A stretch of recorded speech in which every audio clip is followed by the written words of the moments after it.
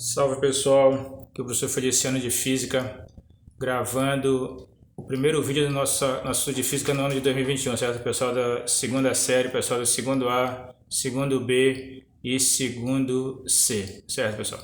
Então, nós vamos estar gravando os vídeos e mostrando para vocês as aulas, certo? E o nosso primeiro estudo de Física na segunda série de vocês é o estudo da temperatura, certo? Temperatura e escalas termométricas. Esse conteúdo a gente encontra aqui na página 11 do livro de vocês, certo? Então aqui nesse nosso começo de estudo ele fala aqui, pessoal, sobre o que vem a ser temperatura, certo? Então ele fala, a temperatura é um dos conceitos físicos ao qual nos referimos frequentemente em nosso cotidiano, certo? Então, diariamente vendo na televisão alguém falar sobre a temperatura que vai ser na cidade, né? Qual vai se a temperatura vai estar mais alta ou mais baixa, certo? E hoje em dia também com esse negócio da vacina, né? O pessoal fala que a vacina tem que ser conservada a tantos graus de temperatura, né? Menos tantos graus de temperatura. Então a temperatura ela é muito importante no nosso dia a dia e faz parte do nosso cotidiano, certo? Aí ele fala que mesmo quando a gente é criança, a gente já consegue detectar, né, o que é mais quente e o que é mais frio através do tato, né? Tu vai tocar, vai encostar nas coisas e vai poder verificar se elas são mais quentes ou mais frias, certo? Então, embora o nosso tato, ele fala aqui, embora o nosso tato possa nos enganar, né, nós conseguimos perceber, né, se um objeto está mais quente ou mais frio, certo? Então, podemos dizer aqui inicialmente, né, que a temperatura de um objeto é uma propriedade relacionada ao fato de ele estar mais quente ou mais frio. Então, inicialmente, a gente vai falar sobre isso aí. Para nós, a temperatura é isso. Se está mais quente ou se está mais frio, é a relação que tem com a sua temperatura, certo, pessoal? A temperatura vai indicar para a gente se ele está mais quente ou mais frio, certo?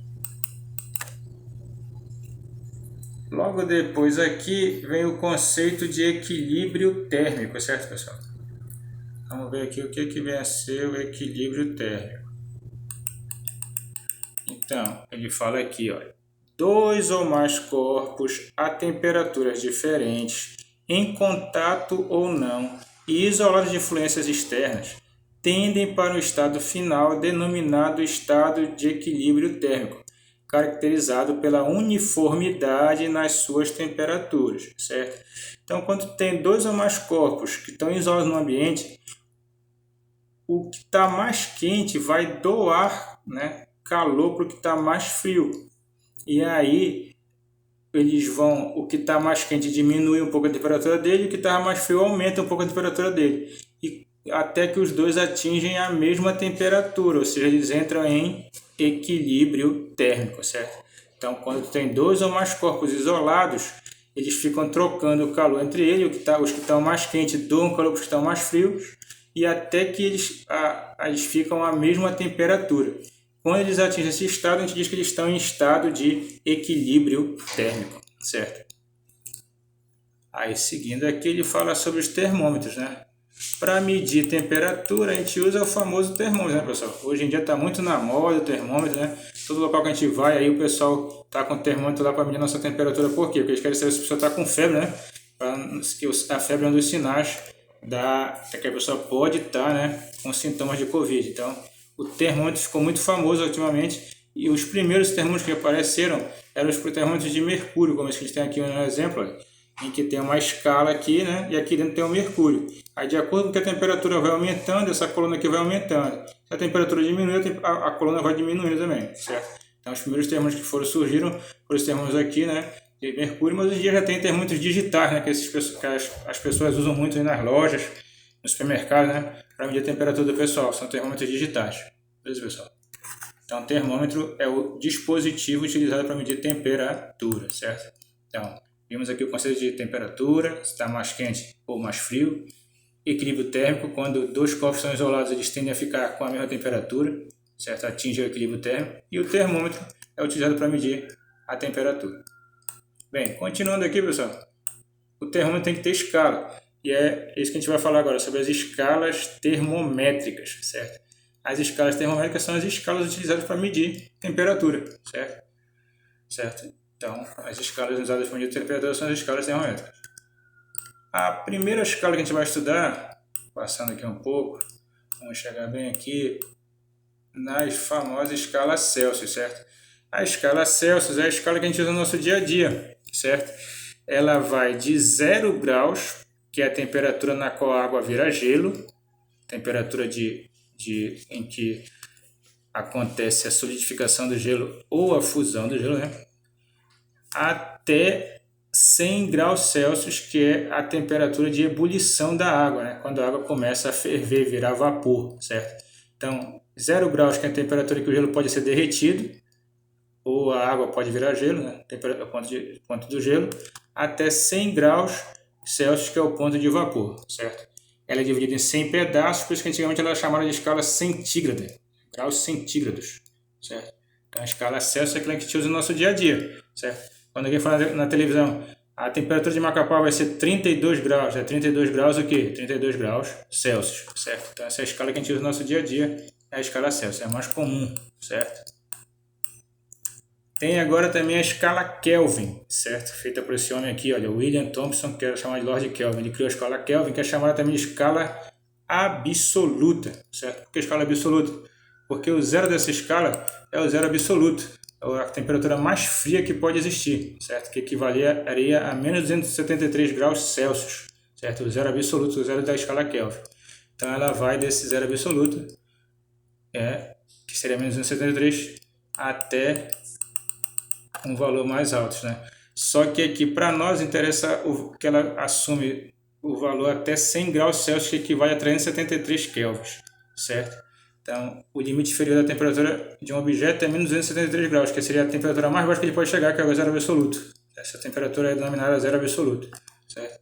E a escala Kelvin, ela vai de 273, que é o zero na escala Kelvin, 0 graus Celsius equivale a 273, e vai até 373, que é a mesma coisa que 100 graus na escala Celsius. Certo? Então, comparando a escala Celsius com a Kelvin, o zero da escala Celsius é 273 na escala Kelvin, e os 100 graus Celsius é a mesma coisa que 373 na escala Kelvin. Certo? Para fazer a relação entre as duas, a gente usa essa fórmula aqui, ó. A temperatura na escala Kelvin é igual à temperatura na escala Celsius mais 273. Certo? A gente faz essa soma aqui.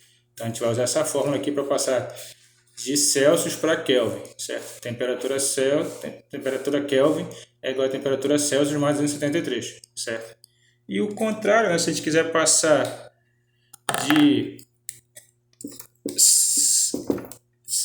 Kelvin para Celsius, é a temperatura Kelvin menos 273. Coloquei aqui no quadro já. Temperatura Celsius é a temperatura Kelvin menos 273. Se você passa para o outro lado, né? Se ele está somando, ele passa subtraindo, né? Então, essa aqui é a relação entre Celsius e Kelvin. Certo, pessoal? Não esquecendo que o zero da escala Celsius, o zero da escala Kelvin é o zero absoluto, que é menos 273 graus, a temperatura mais fria que pode existir, certo? Então tá 273 graus abaixo do zero Celsius. Beleza, pessoal? Bem, continuando aqui, ele dá alguns exemplos de algumas temperaturas que fazem parte do nosso dia a dia. Olha. Ó, o zero absoluto menos 273, né? A temperatura do corpo humano, aproximadamente 35 graus, que é o normal. Uma água fervendo chega a 100 graus, certo? Mercúrio, quando está em ebulição, é 400 graus. O alumínio sofre fusão a 600 graus, certo? Um maçarico, né? Chega a quase 900 graus Celsius de temperatura, né? Uma lâmpada, quando está muito quente, ela pode chegar até mais de 2.000 graus, certo? E o Sol, né, que é mais de 6.000 graus, quase 7.000 graus de temperatura, ou seja, uma temperatura muito alta. Beleza, pessoal? Isso aí em graus Celsius, certo, pessoal?